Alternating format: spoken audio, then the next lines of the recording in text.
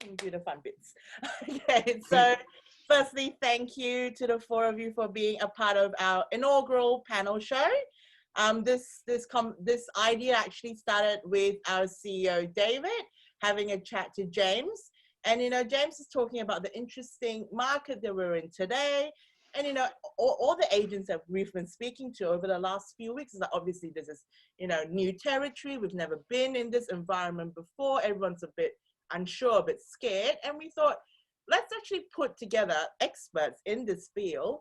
Let's all have a chat about it, and let the audience, let the readers actually go, you know what, these are what the experts are saying. So stop asking questions, stop worrying. This is the official word from the guys in the know. So that's sort of the idea behind this, and we would like this to be an ongoing sort of monthly thing, if possible, where we get different experts in the real estate field to come on and have a chat. It's a bit fun. It's not too serious. You guys all have big personalities. We all love a chat. We all love a laugh. So I think, nothing like this has been done before. We've obviously got GPTV, which, I watch every week. I love it. Gary and Philip, having a go at each other every week. So that's always very fun. So I think, that's sort of something that we're trying to emulate, not copy, but sort of get inspiration from Gary. Okay, so the way we'll run this is I'll ask a question, and then I'll sort of, I'll say someone's name, and then you can answer it, and then we'll sort of go through the four of you. And yeah, if there's something that you want to add to it, please feel free. Cool. So the first one, my first question is, we're 4 months into coronavirus pandemic. We're in and out of lockdowns. We're currently, as of today, 21st of July, back in stage 3 lockdowns. What has, in your experience, been the most, interesting that you've come to realize in your industry? And let's start with James. What do you think what have you learned the most in this industry because of this environment that we're in today? Well, the environment we're dealing with at the moment is one where people understand they need to be ready to buy.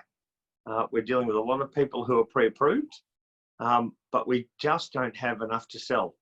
And Yep. this is the biggest reason why I rang to get something like this going, is that we need to get out there that there are a lot of buyers around and we don't have enough houses. And I thought, well, if all the agents can start talking like this, people will sell their houses.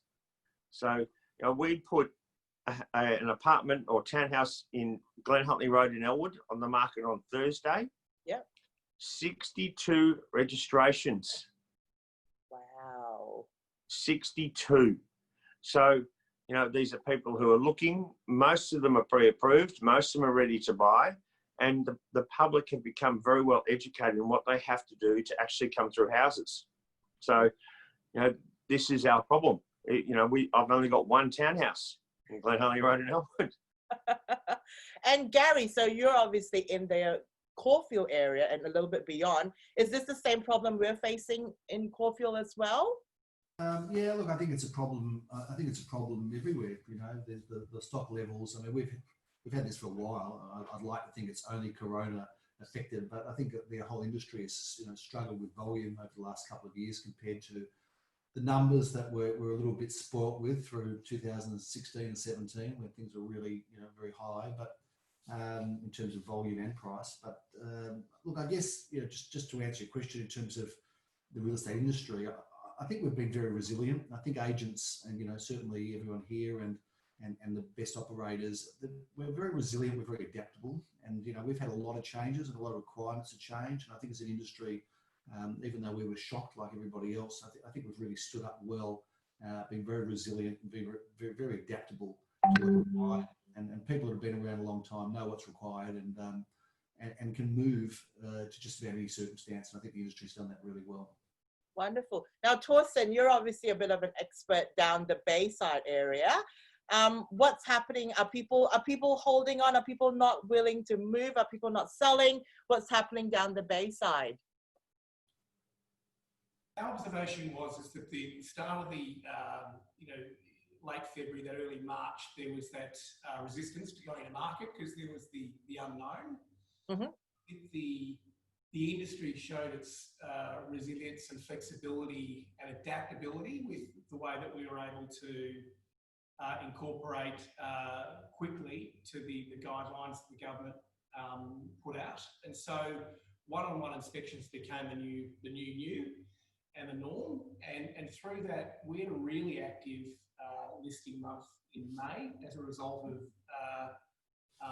results in April. So I think that confidence factor that James was talking about, that the volume of good results that came through that April May base has been really good for our June, July listing months. So to Gary's point, it's not to the volumes they were in 2016, 2017, but I think there are certainly, the way that I'm looking at it, it's actually price points where there's volume, and there are certain price points where there's not stock available.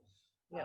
Melbourne in itself, as an area, is significantly down on volume, whereas Elwood, St Kilda, depending on the price point, has seen some good volume at certain price points, and others where there just isn't the choice for buyers, which is, again, to that messaging that we're talking about. There's a real opportunity for the smart vendors to get their property on the market with little opposition property. So, and the results, I think the guys will attest to it, the actual results are really strong. The actual sale prices, I think we felt that harshness of that adjustment in that February-March period, but April, May, June, and I think CoreLogic would also, their results would also suggest, I think the market's been very steady as far as where that level is. And I think agents have adjusted to where the price points are. So we haven't not sold something in our range since that adjustment. So I think that's a really confident message for vendors to hear. And there's some good volume of sales for them to actually say, well, that's not a one-off good sale. Yeah, wonderful. So I'll throw the next question to you, Peter. Torsten was talking about how sales results have been doing steadily well. From your position, overlooking the different offices across the agency, has buyers' behaviors changed? Are, inquiries a little bit different? Are people looking for something a little bit different, in terms of security, or you're being a bit more hesitant to make an offer? Have you seen this sort of behavior across your offices? Well, let me first start by saying, and I'll pick up from a word that Gary used before in terms of resilience. I think the industry as a whole have been incredibly resilient, and the volatility of things like stock markets has really shown people more than ever, and it's put the spotlight on the real estate world and the property market to say how relatively stable it is. I mean, it's always about supply and demand in what we do, and with the supplies diminishing somewhat over the last few years, demand has always been there, and it's really steady as she goes in terms of that. It's interesting, there's different pockets of markets though that are relatively different in terms of the outer markets of Melbourne versus the inner markets of Melbourne versus the premium sort of pockets. So anything sort of around that sort of 2.5 below and then below seems to be sort of going exceptionally well, especially those that are under $1 million. And anything above, it's a little bit patchy. However, there are still some really good results happening in that premium market. What I'll say about buyer behaviours is that it's really been about adaptability, and it's just a pleasure to be in an industry like this and with fellow agents and look at the adaptability of agents and companies and what they've been able to do through this pandemic, and just to adjust to how things are going in terms of health and safety and making sure that's paramount. Yep. And I think credit also needs to go to the buyers for their understanding and their patience around what needs to be done. There's lineups. You talk about, James was just talking about Glen Huntly Road, Elwood, and one that we had down there in Elwood as well. We had a lineup, and people had to wait sort of 5 or 6 or 7 minutes to get into the property, sometimes 10 minutes. And they were fine with it. They understood. There wasn't any angst or anything like that. So they were appreciative. They're happy to sort of put the sanitizer on their hands. They're happy to do all these sorts of things to make sure that and understand that health and safety is our number one priority. It's been really fortunate though in our industry, and I really feel for other industries and what they've had to go through, because we've been still able to transact. It has been a little bit sort of few and far between, and the tap has been a relatively slower feed than what it normally would be in normal markets. However, the reality is we can still show homes. We can still take a buyer through a home, and so we can still do transactions. And, we've got to show, absolute gratitude and be very grateful for the industry that we're in, because there's a lot of other industries out there that are doing it very, very tough. But just quickly in answer to your question though, in terms of buyers, the buy behaviour has to change, because there's no, just rock up to an open and just expect to just walk through with another 20 or so people. They understand that they register for opens. It's one-on-one going through the health and safety of sanitisation and not touching anything or wearing gloves. And people have embraced it, and that's been great. Wonderful. Now, I see you nodding your head, Gary. Through the last couple of months, we had one-on-one inspections, and then we managed to open for a couple of weeks, and then we're back down again. Do you feel like, this instability, are people a bit hesitant in terms of making offers, or are they eager to buy? What's happening on your end? I think there's, general frustration. I mean, everywhere, because the rules keep changing, the facts keep changing. We're told masks are necessary a month ago. People were saying that they don't make a difference. So I think there's a lot of general frustration around, with everybody. I mean, I agree with what Peter says. We're I'm glad that I'm a real estate agent, not a travel agent or a customs agent, or we're very fortunate. Look, I think buyers are generally. I think people want to do the right thing. They want to do the right thing in terms of the pandemic and complying. Once they understand what's required, it's hard to keep up with it. And I know, even though we've had some great messages through the ROV and they've been, I think, very good in communicating. They're finding it difficult to get clear instructions every time there's some proclamation of change or some new laws or some new rules that have come out. With sorts of come with 24 hours notice or a day's notice, with all these sort of fines imposed. But I think buyers have certainly been keen to comply. There's still an appetite out there. I mean, the numbers have dropped since we can't have open for inspections. It's not as convenient right now. But, it also sorts out, I guess, who's serious and who's not for us as agents. We see people who are highly qualified that way. So from that point of view, I think it's really been quite refreshing that we know. I think everybody here has been around a long time, but we know who a real buyer is. And when somebody makes the extra effort, given the circumstances and given the restrictions, I think we know they're pretty well qualified to perform. Fantastic. Now that's a good point to lead into the next one. With James, you talked about obviously helping to reinstill confidence in vendors, and Gary just talked about how we get the real serious buyers today. Does that help? Is that sort of the message we want to send out to the vendors? Look, I think probably one of the great things that's come from this pandemic is that we're, as agents, we're actually able to qualify buyers properly and give vendors feedback before they come through that yes, they're ready, yes, they're financed, and they're ready to buy. It changes your inspection, as Gary said, at an open for inspection of 10 or 12, it breaks it down to 4 or 5. But those people coming through, they are ready to deal with you. It's actually made our life as agents a lot easier, taking people through who are ready to buy. And nothing wrong with asking the question, have you got finance? Are you ready to go? Where probably 6 months ago, some people would be offended with those questions. Whereas now we can actually say, our vendors have to sanitize the house.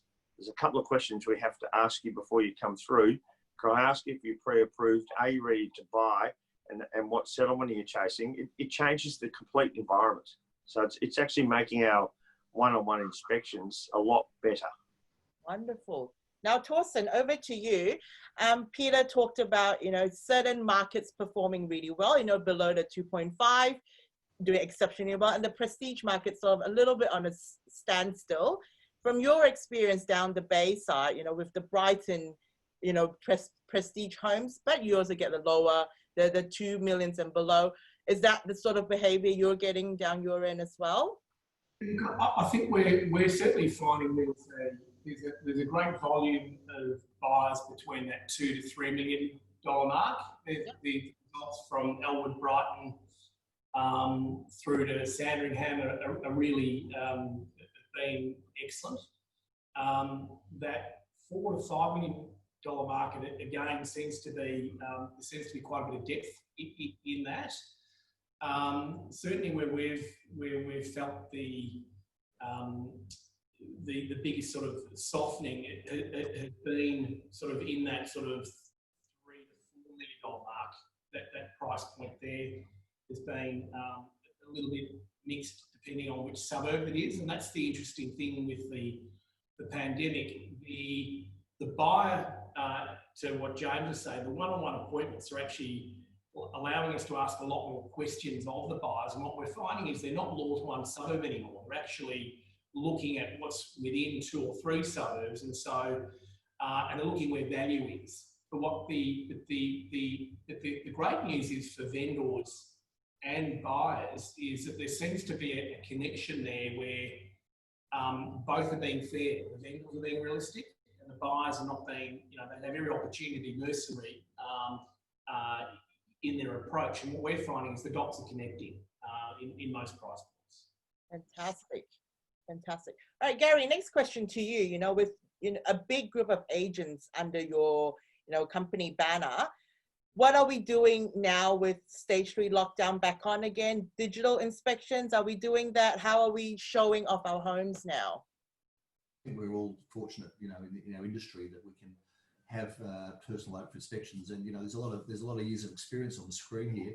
We've all been around a long time, and we're all used to being young sales guys at one stage, taking people out in cars and meeting them. So for us old guys here, it's actually, sorry if no one wants to be described that way, but for us old guys here, it's actually back to basics. We've all been in an environment and learned and thrived. So for us, probably it takes us away from the digital environment while we can go back to old-fashioned service and listening to some of the questions that James is asking people, which are great questions. And these are the sort of stuff that we have been trained around, that some of the agents that have been around for a shorter time just actually have never experienced, learned, understood, lived, needed. So, to the contrary, while we can show people through homes, that's a great pleasure. And, most agents, good agents, enjoy dealing with people. They like the whole, encountering of, and, the involvement of personalising it. So I think for us all, if I could say for us, certainly for our company, our guys, and some of our younger guys, about getting really involved personally, making an experience, creating and building that relationship and getting back to basics and taking people through. Now, having said that, we, very aware that we can't have auctions, any longer right now. So no doubt, all for us, we've postponed a lot of our auctions out to pass the lockdown period. We are looking at our Zoom auctions. We're not big on them. We're not big on any auctions, where there's not going to be competition. So some of those Zoom auction where there's just, me and one person on a screen, and it's a pretty lonely experience, or 2 people on the screen. But there have been some good Zoom auctions. There have been some that we're not hearing much about that aren't so good. So I think that's something we'll all learn. But for me personally, I'd like to get back to the buzz and hum and excitement of the auctions that we all do, and I think are good at and enjoy, rather than going on the digital pathway. You're missing it. You're missing the energy and the spirit of an auction. Is that the same for you, James? I mean, you've been in this game for a long time. Are you missing all that? Oh, Bel, look, everyone here on this panel, his auction is good, but I have to say I'm absolutely loving the back onto one-on-one inspections and just getting to know people again. I think a lot of the industry over the last few years, it's become a bit too easy standing and open for inspections. And that personal touch that's crept back in with this pandemic has made life, it's made sales happen. Mm-hmm.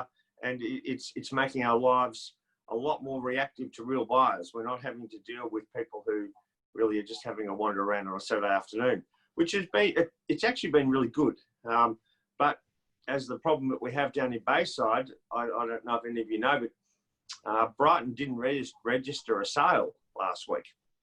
So, this is the problem we have. So, what my reasoning behind everything is, if we can all start telling the public that the market is in good condition and that we're back to one-on-one, and it's good old-fashioned real estate where you're meeting someone at a house one-on-one or putting them in your car, as Gary said, and qualifying questions and having people that get where the price is before you get there.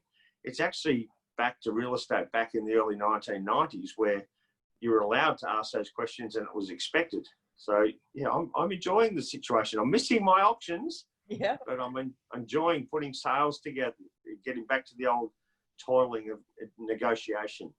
Perfect. Now, Peter, you're obviously general manager, so you look after your team of agents as well. Some with so much experience, and then some younger guys as well. How are they sort of adapting, especially the younger ones, to this environment?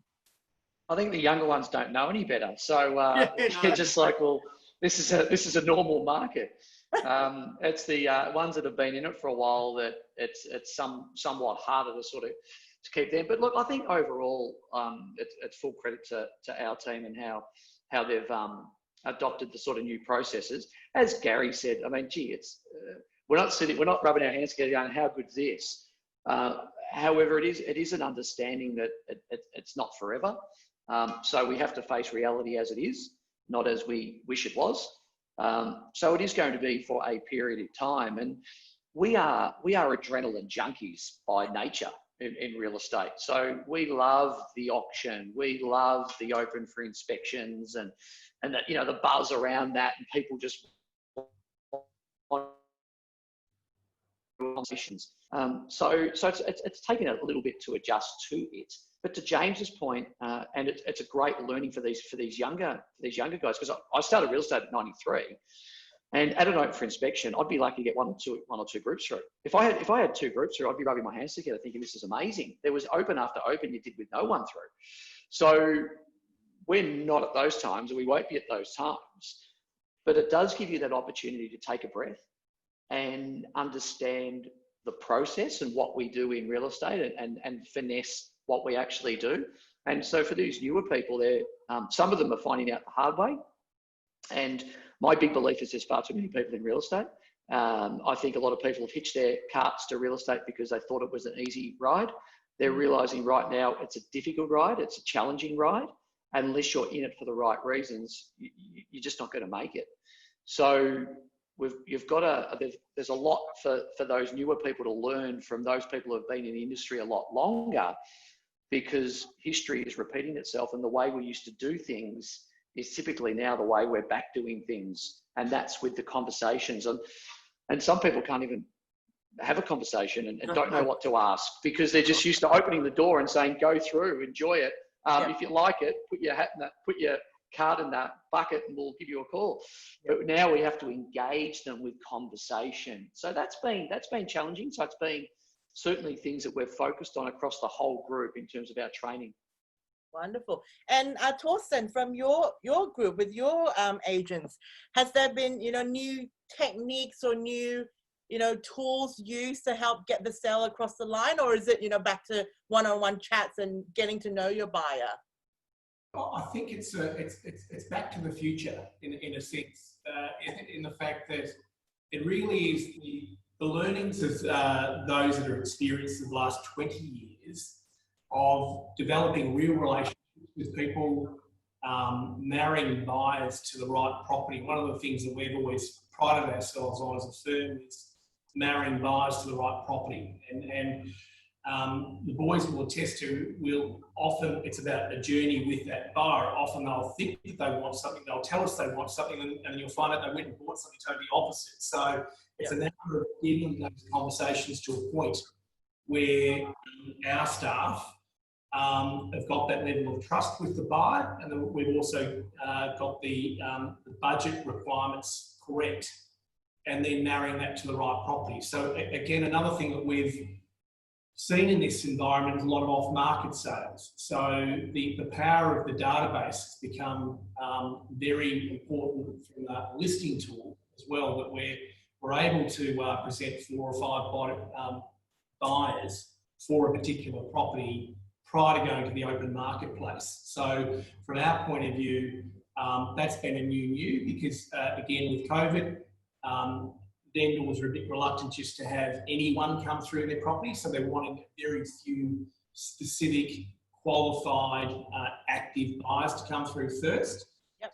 In essence, that may result in a sale prior to going to market, or gives them the confidence then to go to the greater market.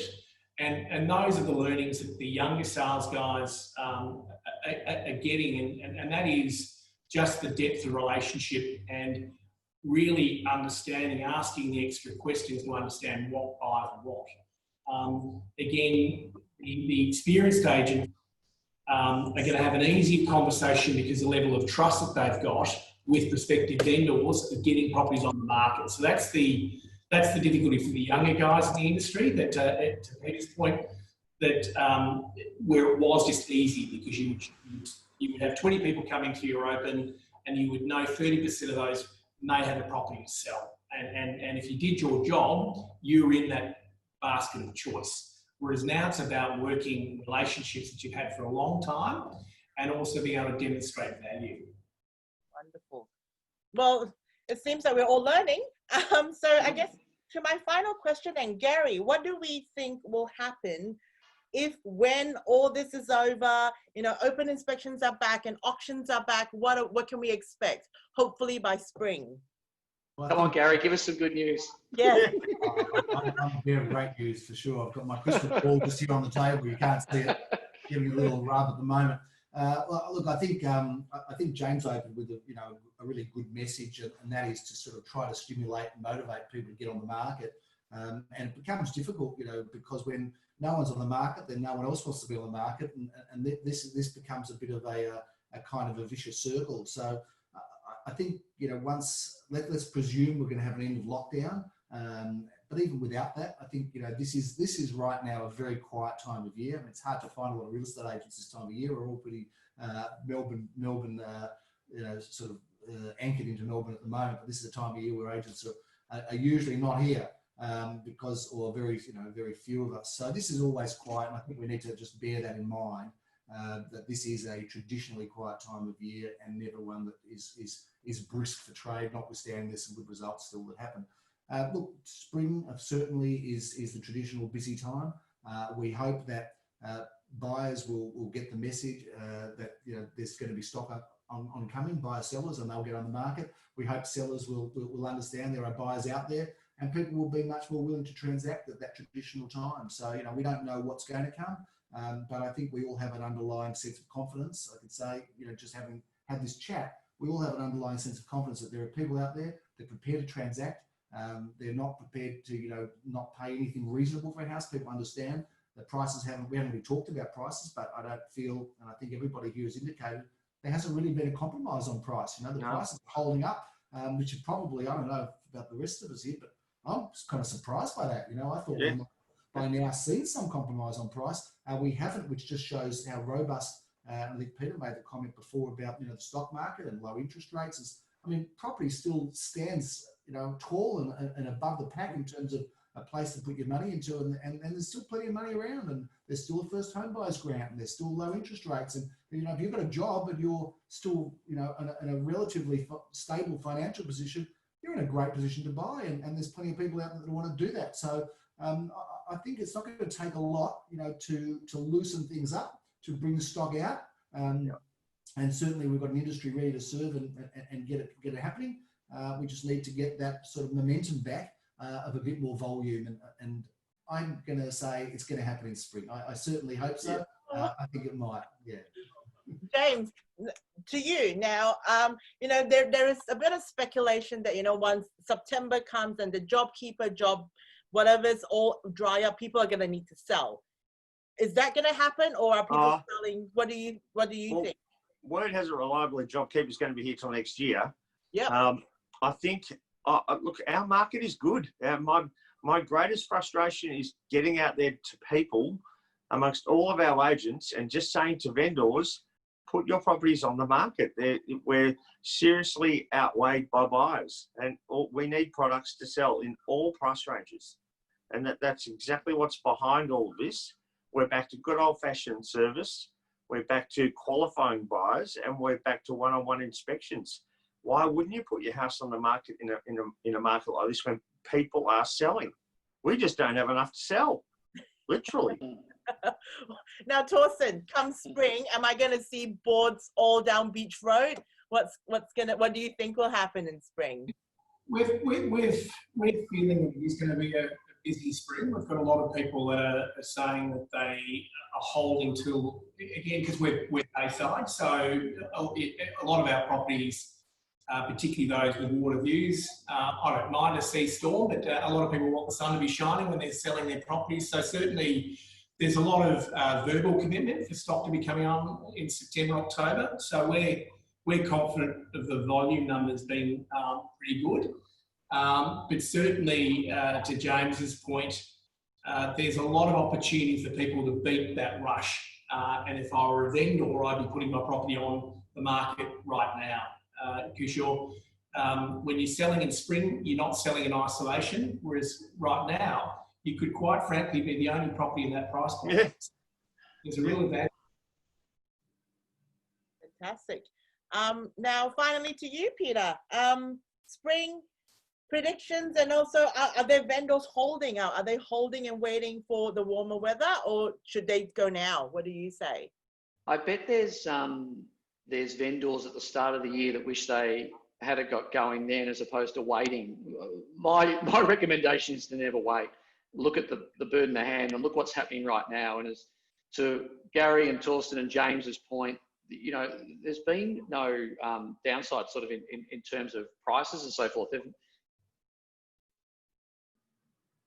remained quite strong. The buyer interest that's extraordinary. When you've got 60 people registered for an open for inspection, that is extraordinary. So I don't know what people are waiting for, but the market's certainly not going to go up. I think we can all safely sit here and say, you know what, there's not going to be a 10 to 20% rise in prices and so forth. It's more likely to plateau or come off a little bit. So take advantage of how things are right now. It is a supply and demand industry that we're in. The demand is stronger than ever, as strong as ever, and the supply is relatively low. So are we waiting for more people to come on so we've got more homes to compete with? That's just crazy. So come on now when we don't have as much to compete with, when we know the demand's strong, and reap the rewards. So, you know, I'd certainly, from the conversations we're having, it's certainly looking like it will be a very, very good spring. However, don't wait for sort of November, December. I mean, spring's already now. I mean, this is July, August is spring. Let's not kid ourselves. And as Gary said then, I'm actually meant to be in Spain as we speak. So, but I'm not. And a lot of other buyers are meant to be, you know, somewhere around the world as well, but they're not. So it's a sport, it's a hobby, looking at real estate as well and property. So take advantage of while people are around and while the stock levels are where they are, and because you could realise some, you know, really good result. Fantastic. Well, it's true, because I was speaking to the motoring industry and they've got record sales. So people are around, they're not going on holidays. Oh, people are here, no one's going anywhere. Yep. Fantastic. Thank you so much, Gary Pierre, Torsten Casper, James Painter, and Well done, Belle. thank you so much for your time this morning, and let's do this again soon. Thank you, everybody. Thanks, Belle. Nice to see you guys. Bye-bye. You too. Bye. Sell.